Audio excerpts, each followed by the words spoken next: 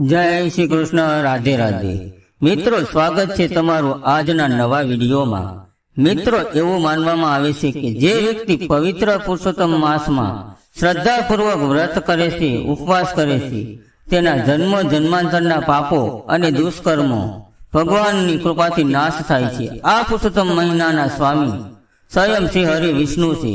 તેથી આ સમયગાળા દરમિયાન કરેલું જપ, તપ અને દાન ક્યારેય વ્યર્થ જતું નથી. અક્ષય પુણ્યની પ્રાપ્તિ થાય છે. તથા જે ભક્ત આ માસમાં વ્રત કરે કે ઉપવાસ નથી કરી શકતા, માત્ર પુરુષોત્તમ માસના નિયમોનું પાલન કરે છે, ભગવાન તેમની પણ મનોકામના પૂર્ણ કરે છે. તથા કહેવાય છે કે જે લોકો નિત્ય પુરુષોત્તમ માસની કથા વાર્તા સાંભળે છે, ભગવાન તેના જીવનમાં આવતી સમસ્યા દૂર કરે છે. અને એટલા માટે જ આપણે નિત્ય આ પુરુષોત્તમ માસની કથા વાર્તા સાંભળીએ છીએ કે જેમાંથી અત્યાર સુધી આપણે પુરુષોત્તમ માસ મહાત્મય કથાના 6 અધ્યાય સાંભળ્યા અને આજે 7મો અધ્યાય સાંભળીશું તથા પુરુષોત્તમ માસની વાર્તા પણ સાંભળીશું. તો અંત સુધી મારી સાથે જોડાયેલા રહેજો. વિડીયો પસંદ આવે તો વિડીયોને લાઈક કરી અને ચેનલને સબસ્ક્રાઇબ કરી લેજો અને કોમેન્ટ સેક્શનમાં જય શ્રી કૃષ્ણ લખી દેજો, જેથી ભગવાનના આશીર્વાદ હંમેશા તમારા અને તમારા સમસ્ત પરિવાર ઉપર બન્યા રહે. તો આવો હવે વિડીયોની શરૂઆત કરીએ. શ્રી પુરુષોત્તમ માસ મહાત્મય કથાનો 7મો અધ્યાય. મલ માસનું પુરુષોત્તમ માસ થવું. સૂત પુરાણી બોલ્યા કે હે મુનિ શ્રેષ્ઠો. પછી શ્રી કૃષ્ણ ભગવાનને શ્રી વિષ્ણુ ભગવાનને કહ્યું કે તમે મલમાસને લઈને અહીંયા આવ્યા છો તે ઠીક જ કર્યું છે. એનું જીવન ઝેર બની ગયું છે. એનું કારણ કે તે સૂર્યની સંક્રાંતિથી રહિત માસ છે અને તે શુભ કાર્યો માટે વર્જિત ગણવામાં આવ્યો છે. જેઓ સામીપણાથી સકી ગયા છે તે મહિનાઓ તેનો તિરસ્કાર કરે છે. આથી હું મારા જે બધા ગુણો છે, કીર્તિ છે, મહિમા છે, ઐશ્વર્ય છે કે જેને લીધે લોકો મને પુરુષોત્તમ કહીને વંદે છે, તે મારા બધા ગુણોનું આ અધિક માસને દાન કરું છું. આપ એને લઈને મારી સમક્ષ આવ્યા એટલા તમારા માન ખાતર એના દુઃખોનું સર્વભાર મારી સાથે લઉં છું. એનો કોઈ સ્વામી નથી, તો આજથી હું એનો સ્વામી અધિષ્ઠા દેવ છું. આજથી આ અધિક માસને સૌ પુરુષોત્તમ માસ તરીકે ઓળખશે. પતિત્વ પાવન પુરુષોત્તમ માસથી જગતના લોકો સુખ સમૃદ્ધિ પામે છે અને ભવસાગર તરી જશે. આ પવિત્ર પુરુષોત્તમ માસમાં તીર્થયાત્રા કરનારને, તીર્થસ્થાન કરનારને, પુરુષોત્તમ વ્રત કરનારને, દાન કરનારને, પુરુષોત્તમ મહાત્મય સાંભળનારને સુખ, શાંતિ, સંપત્તિ અને મોક્ષ મળશે. અધિક માસને પુરુષોત્તમ નામનામાં વિધાન આપી મેં મારા સમાન ગણ્યો છે. એટલે તે તમામ મહિનાઓનો અધિપતિ ગણાશે. જે કોઈ શ્રદ્ધાપૂર્વક પુરુષોત્તમ માસને પૂંજશે તેના રોગો શોકો શમી જશે. આધિ વ્યાધિ ઉપાધિ ટળી જશે. પુરુષોત્તમને ભજશે તેના દુઃખોનો પડછાયો જોવા નહીં મળે અને દરિદ્રતાનું નામો નિશાન મટી જશે.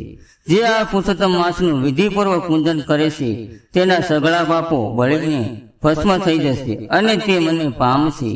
યોગીઓ, તપસ્વીઓ અને સંયમ બળો આ પુનિત ધામમાં આવી શકતા નથી, પણ જે અધિક માસમાં પુરુષોત્તમ વ્રત કરે છે તે સરળતાથી ગોલોકમાં આવી શકશે. મારા ભક્તોની મનોકામના પૂર્ણ કરવા હું સદાય તત્પર રહીશ. પુરુષોત્તમને ભજનારો મનુષ્ય એવો પવિત્ર અને સ્વાસ્તિક બની જાય છે કે દુઃખો, વ્યાધો અને ગડપણ તેનાથી દૂર રહે છે. સ્ત્રીઓ માટે આ પાવન પુરુષોત્તમ માસ અતિ ઉત્તમ છે. જે સ્ત્રીઓ શ્રદ્ધાપૂર્વક અને વિધિપૂર્વક પુરુષોત્તમ વ્રત કરે છે તેને સૌભાગ્ય સાંપડે છે. તેનો ચૂડી સાંજલો અખંડ રહે છે અને આ મહિનામાં મારું પૂજન અને નામ સ્મરણ કરનાર પર હું પ્રસન્ન રહીશ. છતાં જે અજ્ઞાની અને મૂર્ખ લોકો આ પુરુષોત્તમ માસમાં જપ, તપ, નિયમ અને દાન નહીં કરે તે કાયમ નરકવાસી બનશે. ઉપરાંત તેનો આ લોકમાં પુત્ર, પૌત્ર તથા સ્ત્રીનું દુઃખ સહન કરવું પડશે. તે કદી ભાઈ, પુત્ર, સ્ત્રી તથા ધનનું સુખ પ્રાપ્ત કરી શકશે નહીં. ભગવાન નારાયણ નારદજીને ઉદ્દેશીને બોલ્યા કે હે નારદ, ભગવાન શ્રી કૃષ્ણના આવા વચનો સાંભળી ભગવાન વિષ્ણુએ તેમને પ્રણામ કરીને અધિક માસ મલમાસ સાથે ગરુડ ઉપર બેસીને પાછા વૈકુંઠ લોકમાં આવ્યા અને તે દિવસથી મલમાસ પુરુષોત્તમ માસના નામે ઓળખાવા લાગ્યો. ઇતિશ્રી બ્રહ્મનારાજ પુરાણના પુરુષોત્તમ મહાત્મયનો મલમાસનું પુરુષોત્તમ માસ થવું નામનો 7મો અધ્યાય સંપૂર્ણ. તો બોલીએ પુરુષોત્તમ ભગવાન કી જય, શ્રી વિષ્ણુ ભગવાન કી જય. તો મિત્રો, હવે આપણે પુરુષોત્તમ માસની વાર્તા સાંભળીએ. સાર સકલીની વાર્તા. લક્ષ્મીપુર નામનું એક નગર હતું. પવિત્ર પુરુષોત્તમ માસ આવતા ભાવિક નર નારી નદીએ સ્નાન કરવા જવા લાગ્યા. ત્યાં સ્નાન કરી કથા વાર્તા સાંભળે અને એક વડ નીચે બેસીને સત્સંગ કરે. ઉપવાસ ધારણા પારણા એકટાણાની વાતો કરે અને વ્રતનો મહિમા ગાય. આ વડની એક ડાળી પર સાર સકલીઓ માળો બાંધીને રહેતી હતી. વ્રત મહિમાની વાતો સાંભળતી સારી સકલીએ નક્કી કર્યું કે વ્રતના પારખા તો કરવા જ જોઈએ. એક સકલીએ ઉપવાસનો સંકલ્પ કર્યો, બીજીએ ધારણા પારણા શરૂ કર્યા, ત્રીજીએ એકટાણા લીધા. ત્યારે ચોથી બોલી કે મારે તો કાંઈ કરવું નથી, ભગવાને પેટ આપ્યું છે તો ધરાઈને ખાવું, નકામું ભૂખ્યા શા માટે મરવું. હવે એવું બન્યું કે પવિત્ર પુરુષોત્તમ માસના છેલ્લા દિવસે સારી સકલીઓ મૃત્યુ પામી અને સારી નગર શેઠના ઘરે જન્મી. શેઠને સંતાનમાં એક દીકરો જ હતો. વારા ફરતી 4 લક્ષ્મી જન્મી. તેથી શેઠને આનંદનો પાર ન રહી ગયો. 4 દીકરીને 5મો દીકરો. લાડે પોડે ઉછેરવા લાગ્યા. સમય જતા દીકરીઓ ઉંમરવાન થઈ. સૌથી મોટી દીકરી રાજાના કુંવરને ગમી. બીજીના લગ્ન એક ધનપતિના પુત્ર સાથે થયા. ત્રીજીને હાડડી ચલાવતો પતિ મળ્યો અને ચોથીને મજૂરી કરતો વર મળ્યો. ભાગ્યની વાત છે. ભાગ્યના ભેદને ભગવાન પણ જાણી શકતા નથી. સારી દીકરીઓ પણ નીને સાસરીએ ગઈ. બીજા વર્ષે શેઠને દીકરાના લગ્ન લીધા અને દીકરીઓને તેડાવી. ધામધૂમથી દીકરાને પરણાવ્યો.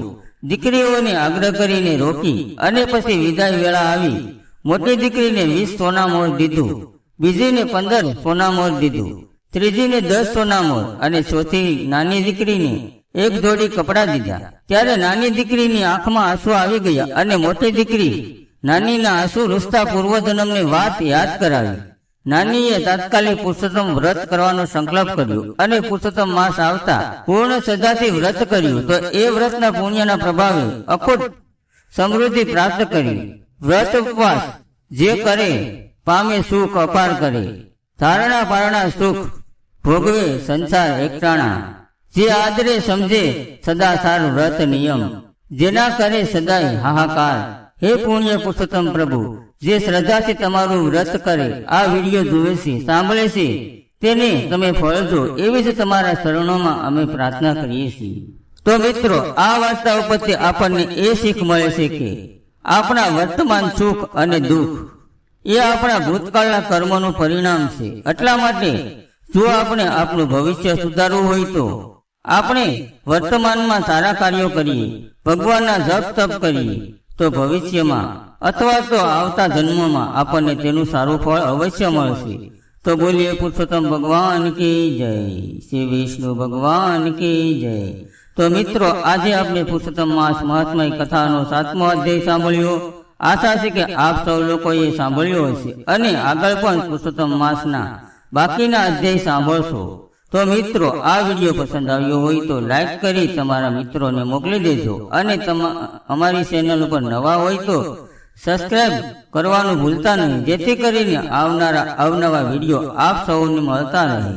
તો આજના વિડીયોમાં આટલું જ. ફરી મળીશું નવા વિડીયોમાં. ત્યાં સુધી આવજો.